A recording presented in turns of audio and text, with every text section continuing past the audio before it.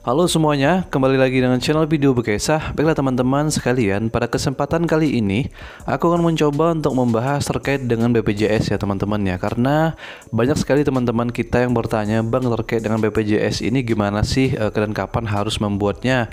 Kalau misalkan kita sudah ada, terus gimana sih kita harus mengganti statusnya dari yang belum PNS untuk menjadi PNS seperti itu. Untuk video kali ini akan aku bahas ya teman-teman ya. Makanya jangan kemana-mana, saksikan terus videonya. Dan seperti biasa untuk teman-teman yang baru mampir ke channel video Bekesah, jangan lupa untuk di subscribe terlebih dahulu ya teman-teman ya.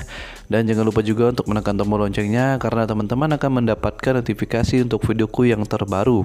Baiklah, langsung saja kita ke pembahasannya. Nah, sebelum masuk ke pembahasannya, ini aku mencoba untuk menjawab beberapa pertanyaan dulu ya teman-teman ya. Ini ada beberapa pertanyaan di videoku yang sebelumnya. Ini masih berbicara terkait dengan NPWP ya teman-teman ya. Terus ada juga KTP, terus ada juga terkait dengan aturan dan PNS seperti itu.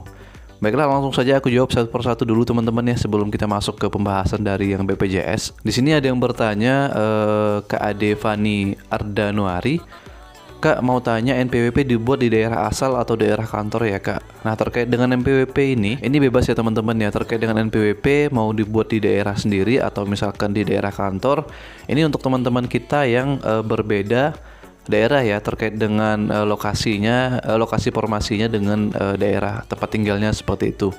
Jadi misalkan nih ada beberapa teman kita juga yang, Bang, saya daerah Kalimantan terus lolosnya di kementerian yaitu di Jakarta. Nah, itu bagusnya untuk membuat NPWP baiknya di daerah Kalimantan atau di Jakarta seperti itu. Nah, terkait dengan NPWP ini sudah online ya teman-teman ya, jadi sudah terkoneksi di seluruh Indonesia. Jadi teman-teman mau buat dimanapun, jadi nantinya itu akan sama saja teman-teman. Jadi teman-teman bebas aja itu untuk membuatnya untuk di daerah sendiri atau misalkan nanti saja pas di lokasi bekerja seperti itu. Pertanyaan selanjutnya itu dari Dian Andri. Bang, izin bertanya, PNS boleh gondrong atau warnain rambut gak Bang? Nah, terkait dengan apakah boleh atau enggaknya, ini sebetulnya sudah tidak boleh teman-teman ya, karena sudah ada aturannya di BKD terkait dengan aturan ASN atau misalkan PNS. Untuk laki-laki ya, dilarang untuk menggunakan rambut panjang dan mewarnain seperti itu. Nah, meskipun di lapangan ya teman-teman ya masih banyak kita temukan yaitu ya PNS yang rambutnya panjang. Terus untuk yang cewek-cewek ya biasanya, untuk ibu-ibu tuh biasanya ada yang warnain rambut warna kuning atau misalkan warna merah seperti itu. Itu banyak sekali kita temuin, tapi terkait dengan aturan itu sudah dipastikan tidak boleh teman-teman. Apalagi untuk teman-teman yang CPNS ya. Sebentar lagi setelah mendapat SK, setelah mengurus berkas dan lain-lain, teman-teman akan mengikuti masa latsar yang akan diadakan oleh panitia yaitu BKD. Nah, di situ sudah sangat jelas teman-teman, nantinya teman-teman akan diminta untuk memotong rambut ya sekian senti seperti itulah. Jadi untuk daerah itu masing-masing berbeda sih terkait dengan aturannya. Terus menggunakan baju rapi, ya, menggunakan celana rapi, kuku harus dipotong ya, pokoknya banyak sekali lah. Jadi terkait dengan apakah boleh atau enggaknya, ini mungkin untuk PNS yang udah lama ya. Untuk PNS yang udah lama bekerja dan itu sudah di luar dari kontrol dari BKD itu sendiri. Tapi kalau misalnya untuk CPNS sudah dipastikan tidak boleh teman-teman. Lalu kemudian selanjutnya ini ada Nurul Hajah ingin bertanya, kalau udah punya NPWP gimana Bang? Nah, ini juga aku sudah mencari ya teman-teman terkait dengan jawabannya. Untuk teman-teman kita yang sudah memiliki NPWP itu apakah harus membuat NPWP kembali? Ini menurutku saja ya teman-teman ya, karena aku sudah mencari di YouTube juga itu tidak menemukan jawabannya. Ini menurut pribadiku saja sih ya teman-teman ya, menurut pengalaman pribadi. Aku kebetulan waktu itu aku juga sudah memiliki NPWP ya sebelum menjadi PNS itu. Karena sebelumnya kan aku honor di salah satu daerah. Itu aku membuat NPWP juga karena ada kerjaan ya teman-teman. Terkait dengan kerjaan itu aku harus mewajibkan diriku untuk membuat NPWP. Pada saat itu belum PNS teman-teman. Nah, ketika waktu itu pemberkasan CPNS, kita diwajibkan untuk membuat NPWP kembali. Akan tetapi aku hanya mengupdate dari statusnya teman-teman. Waktu itu kan statusnya masih honorer ya, atau misalkan wira swasta ya. Pada saat itu sebelum CPNS. Nah, ketika CPNS itu aku diminta untuk membuat kembali itu update status, yang syaratnya itu adalah SK CPNS seperti itu. Jadi hanya merubah statusnya saja teman-teman, dari yang honorer menjadi CPNS. Nah, yang dimaksudkan ini mungkin untuk penyesuaian pajak ya teman-teman ya, baik itu di gaji maupun di tunjangan. Kemudian ini yang selanjutnya ada dari Luffy Nakama. Berarti ganti KTP-nya belakangan ya Bang. Nah, terkait dengan penggantian KTP ini, kalau misalkan untuk pengalamanku ya teman-teman ya, untuk daerahku, Jadi kita mengurus pergantian status KTP itu setelah menerima SK teman-teman. Baik itu NPWP, baik itu buku tabungan ya, itu setelah menerima SK. Nah, untuk status KTP juga aku membuatnya itu setelah menerima SK. Jadi setelah terima SK itu kita akan mengurus berkas kembali, baik itu KTP, buku tabungan ya, ada NPWP juga, terus ada fotokopi SK, fotokopi SPMT. Itu banyak banget berkas-berkas tambahan yang nantinya akan kita kumpulkan setelah kita menerima SK.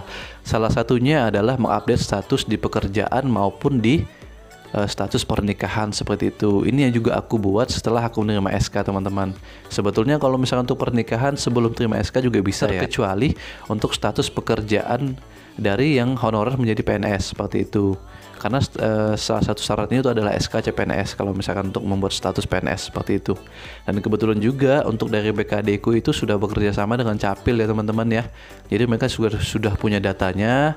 Misalkan sekian ratus ini formasi untuk CPNS yang akan mengurus status baik itu di status pernikahan maupun di status pekerjaan seperti itu. Baiklah, untuk teman-teman yang saat ini masih mencari baju dinas kemeja putih maupun celana hitam ya, atau misalkan celana kain bahan apapun ya, atau warna apapun. Dan untuk teman-teman juga yang saat ini sedang mencari baju keki, atau misalkan teman-teman sedang mencari baju kemeja batik ya untuk di hari Kamis, atau misalkan kemeja-kemeja formal, atau misalkan baju polo yang untuk di hari Jumat ataupun Sabtu, silakan teman-teman untuk menghubungi tokoh rekomendasi atau link Shopee yang sudah aku cantumkan di deskripsi. Seperti itu. Langsung saja teman-teman ya ke kolom deskripsi ya, dicek-cek aja dulu. Kalau misalkan berminat ya silahkan untuk membeli di link Shopee yang sudah aku rekomendasikan. Langsung saja kita ke pembahasan utama dari video kali ini ya teman-teman ya, yaitu pembuatan BPJS. Ada juga yang bertanya, Bang, terkait dengan BPJS ini apakah kita nanti akan dibuatkan difasilitasi langsung oleh kantor kita, atau misalkan kita harus mengurus sendiri seperti itu. Nah, terkait dengan BPJS ini untuk daerah itu berbeda ya teman-teman ya kebijakannya. Jadi untuk daerah aku tuh waktu itu terkait dengan BPJS kebetulan sekali setelah menerima SK itu kan aku belum menikah. Nah, setelah 1 bulan atau 2 bulan setelah menerima SK, ketika 1 bulanan bekerja di tempat yang baru itu aku menikah teman-teman. Jadi aku cuti waktu itu, aku cuti menikah sekitar 2 mingguan aku cuti nikah. Jadi kan aku tidak sempat untuk mengurus BPJS. Nah, kebetulan juga terkait dengan BPJS ini tidak termasuk ke dalam salah satu berkas wajib yang harus kita kumpulkan ke BKD maupun ke Bakuda setelah menerima SK seperti itu. Sebetulnya boleh aja kalau misalkan teman-teman yang sudah mengurus BPJS-nya. Akan tetapi tidak diwajibkan seperti itu. Setelah itu juga tidak masalah. Dan kebetulan pada saat itu aku tidak sempat teman-teman untuk mengurus BPJS-nya. Karena waktu itu masih sibuk banget ya, karena mau sibuk mengurus berkas juga untuk nikah, terus sibuk juga untuk mengurus berkas yang setelah menerima SK itu tadi ya, beberapa berkas tambahan itu juga sudah harus kita urus seperti itu. Nah, kembali lagi dengan pembahasannya. Nah, jadi waktu itu setelah menikah kan, setelah cuti menikah aku masuk ke kantor lagi. Seminggu setelah aku masuk kantor itu aku langsung mengurus BPJS teman-teman. Dan waktu itu kebetulan untuk terkait dengan BPJS ku itu aku dibantu oleh bendahara di kantorku teman-teman. Nah, jadi kebetulan dari BPJS itu kan menelpon ke bendahara di kantor tempat aku bekerja. Jadi mereka nelpon, katanya ada salah satu PNS atau misalkan CPNS di daerahku atau kantorku bekerja itu yang belum mengupdate BPJS atau belum mengurus BPJS. Jadi aku diminta untuk mengurus BPJS seperti itu. Nah, pada saat itu aku diminta untuk mengirim via WA kepada pengurus BPJS tersebut untuk KK dan buku nikahku, karena kan aku sudah menikah ya teman-teman ya. Jadi nantinya terkait dengan BPJS ku itu aku akan dibuatkan untuk BPJS ku pribadi dan BPJS istriku seperti itu. Nah, setelah aku mengirim KTP, lalu kemudian aku diminta untuk ke BPJS langsung.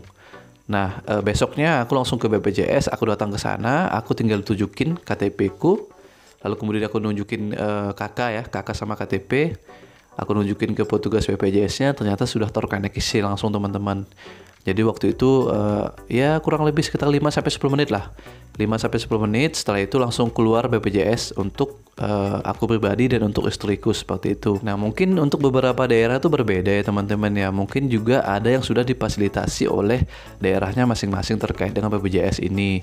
Nah, yang jelas terkait dengan BPJS teman-teman yang sudah berstatus CPNS maupun PNS itu teman-teman jangan pusing ya, karena kalau misalkan teman-teman tidak mengurus pun teman-teman nantinya akan dihubungi sendiri seperti itu. Karena dari pihak BPJS itu mereka sudah memiliki datanya ya, sudah bekerja sama baik itu dengan BKD maupun dengan Capilnya langsung ya. Untuk PNS ataupun misalkan CPNS yang belum mengurus BPJS, mereka akan menghubungi langsung seperti itu. Nah, alangkah baiknya untuk teman-teman kita ya, karena takutnya kita urgent atau takutnya kita untuk ya namanya juga kesehatan kita tidak tahu ya teman-teman ya. Sebaiknya teman-teman mengurus sendiri ya, langsung saja ke kantor BPJS terdekat, yaitu membawa fotokopi KTP dan fotokopi KK seperti itu. Nah, silahkan teman-teman langsung tunjukin itu saja. Terus ada satu lagi yaitu slip gaji teman-teman. Nanti dari pihak BPJS itu akan meminta slip gaji kita juga. Ada 3 syarat ya waktu itu ya. Slip gaji, fotokopi KTP dan fotokopi KK seperti itu. Nah, setelah teman-teman tunjukin, dari pihak BPJS sudah tahu ya, mereka sudah tahu mau ngapain. Teman-teman tunggu aja ya, langsung saja 5-10 menit ya kartunya sudah jadi seperti itu. Baik ya, mungkin segitu ya teman-teman ya terkait dengan pengurusan BPJS. Semoga ini membantu, informasi ini membantu teman-teman sekalian. Dan sekali lagi aku ulangi terkait dengan kebijakan BPJS ini, untuk beberapa daerah tuh mungkin berbeda ya teman-teman ya, jadi tidak sama. Tapi untuk daerahku ya seperti itu. Kita sudah bekerja sama dengan pihak BPJS. Kalau misalkan untuk CPNS maupun PNS yang belum terdaftar di BPJS itu akan ditelepon atau dihubungi oleh pihak BPJS. Mungkin bisa menghubungi teman langsung, dan mungkin juga mereka akan menghubungi pimpinan dari kantor teman-teman masing-masing seperti itu. Baiklah teman-teman, mungkin segitu dulu yang dapat aku sampaikan terkait dengan pembahasan ini. Semoga informasi ini membantu, dan jangan lupa juga teman-teman untuk di-share ya. Dan jangan lupa juga untuk di-like, di-komen, dan di-subscribe video ini agar aku semakin semangat untuk berbagi informasi terkait dengan info-info CPNS maupun PNS maupun P3K di tahun 2021 maupun 2022 ini ya teman-teman ya. Baiklah, segitu dulu untuk video kali ini. Bye-bye.